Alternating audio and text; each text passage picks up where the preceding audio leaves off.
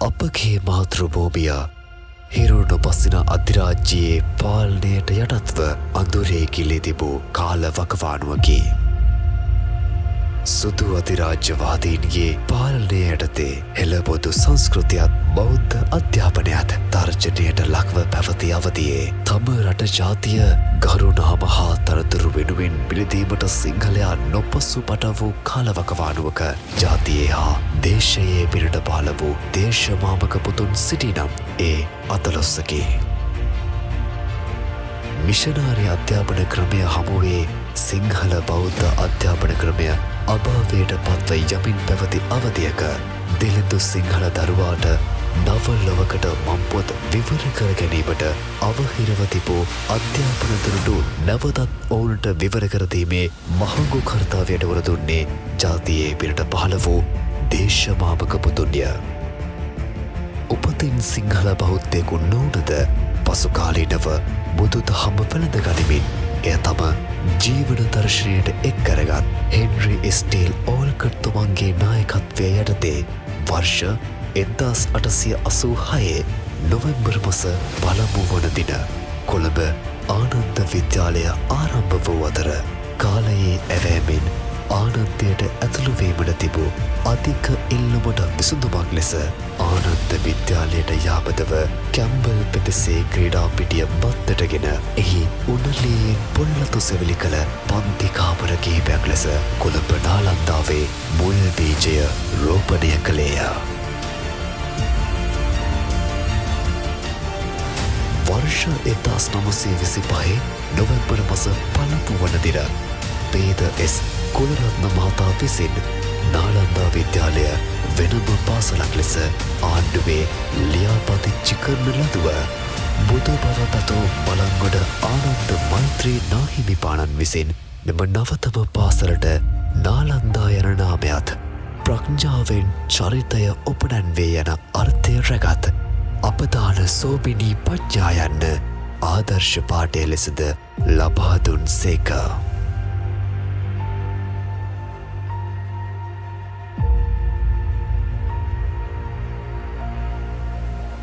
වර්ෂ 1924 වර්ෂයේ මෙලෙස ආරම්භ වූ නාලන්දා විද්‍යාලයේ සහ ආනන්දා විද්‍යාලයේ බෞද්ධ නායකයන්ගේ කණ්ඩායමක් විසින් විද්‍යාලයේ සහය ඇතිව ලංකා බෞද්ධ ධර්මදූත සභාව, ලංකා ධර්මදූත භික්ෂු සංගමය සහ ලංකා බෞද්ධ ශිෂ්‍ය ධර්මදූත සභාව නිර්මාණය කිරීමෙන්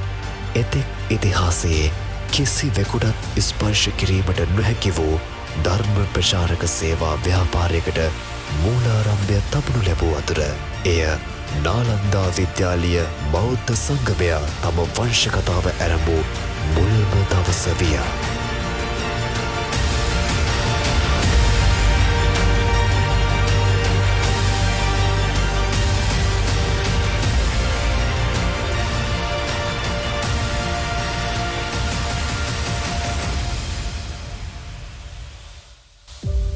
බලංගොඩ ආනන්ද මෛත්‍රිය නාහිමිපාණන් වහන්සේ සහ හීනටියන ධර්මාලෝක ස්වාමීන් වහන්සේ නාලන්දාවේ ධර්මාචාර්ය තනතුරේ කටයුතු කරන සමයේ යළි උත්තේජනය ලැබූ බෞද්ධ සමිති ව්‍යාපාරය එතැන් පටන් විද්‍යාලය තුළ සහ ඉන් පරිබාහිරවත් විවිධ සේවා රාශියකට තම දායකත්වය ලබා දෙමින් විද්‍යාලය තුළත් අනෙකුත් පාසල් අතරත් තම අනන්‍යතාවය ස්ථාපිත කරගනු ලැබුවේ නිරායාසේනී. ශ්‍රී ලංකා ධර්මදූත සභාව ලෙස ඇරඹේ වත්මන් නාලන්දා විද්‍යාලීය බෞද්ධ සංගමයේ ප්‍රථම සභාපතිත්වය දරනු ලැබුවේ අතිපූජ්‍ය බලංගොඩ ආනන්ද මෛත්‍රීය නාහිමිපාණන් වහන්සේ වන අතර සමලේකම්දුරයේ මහාචාර්ය ගුණපාල මලලසේකර මැතිතුන් සහ RSS ගුණවර්ධන මැතිතුන් කටයුතු කරන ලදී. එසේම භාණ්ඩාගාරික වශයෙන් කටයුතු කරන ලද්දේ DC සේනානායක මැතිතුන්ය. එසේම මෙහි නිර්මාතෘවරයා වශයෙන් හීනටියන ධර්මාලෝක ස්වාමීන් වහන්සේ කටයුතු කරන ලදී. උදෑසන ආගමික වතාවත් වලින් අනතුරුව පාසල් කාලච්ඡේද තුලත් එන් අනතුරුව පාසලේ පැවැත්වෙන වෙනත් උත්සව සභාවලදීත් පැවැත්වෙන සියලුම ආගමික වතාවත් සඳහා තම දායකත්වය සපයනු ලැබූ බෞද්ධ සංගමය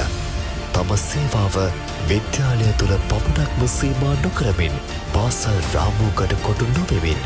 ශ්‍රී ලංකාවේ දුෂ්කර පළාත්වල ජීවත්වන අපේ මිනිසුන්ගේ සමාජ හා ආධ්‍යාත්මික අභිවෘද්ධිය උදෙසා තම සේවා හස්තය දිගු කළේ කිසිදු ලාභ ප්‍රයෝජන හෝ ගරු නම්බුනාම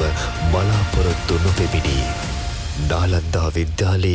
බෞද්ධ සංගමයේත් විද්‍යාලයේත් ස්වර්ණමය කාලවකවානුව ලෙස සැලකිය හැකි සුගුණදාස අතුකෝරළ විදුහල්පති සමය තුළ එවකට විද්‍යාලයට පුරප්පාඩුව පැවති බුද්ධ මන්දිරයක් විද්‍යාලයට එක් වූයේ ජීවමාන බුදුරජාණන් වහන්සේ සමලෙස ගෞරව උපදවාගෙන වන්දනාමාන කළ හැකි සර්වඥ ධාතුන් වහන්සේලාගේ ආශිර්වාදයෙන් විද්‍යාල භූමිය පාරිශුද්ධත්වයට පත්කරවන පරිද්දෙනි.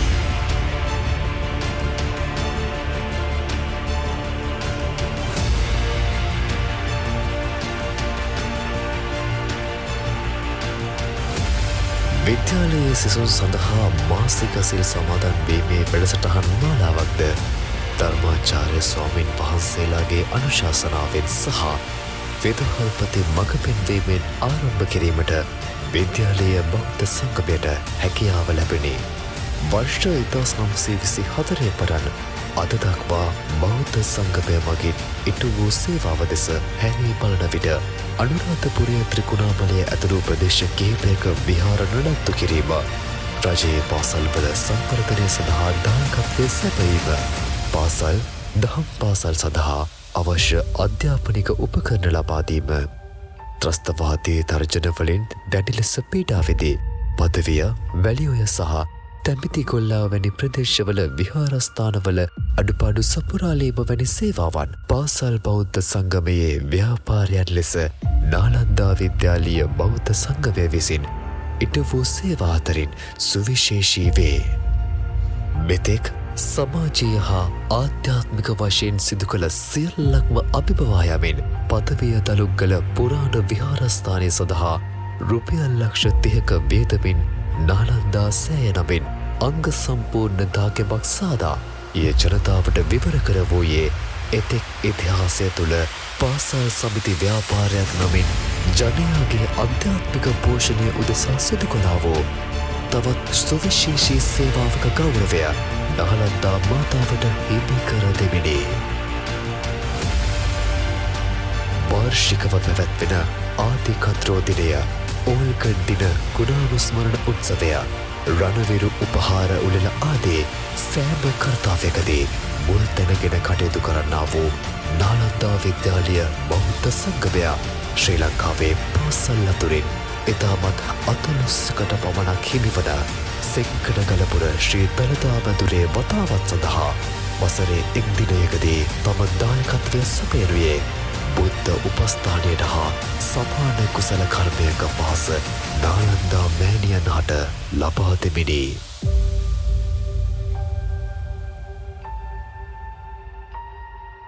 එදදාස් 924 පටන් වත්මන දක්වා තම වංශ කතාව ගොතමින් පැමිණෙන්නා වූ විද්‍යාලීය බෞද්ධ සංගමය සෑම වසරකදීම නවමු ව්‍යාපෘති මාලාවන් ඔස්සේ තවත් බොහෝ කලක් පුරාවට තම සේවාව විද්‍යාලයට හා සමාජයට සපයා දෙනු බව නොඅනුමානය.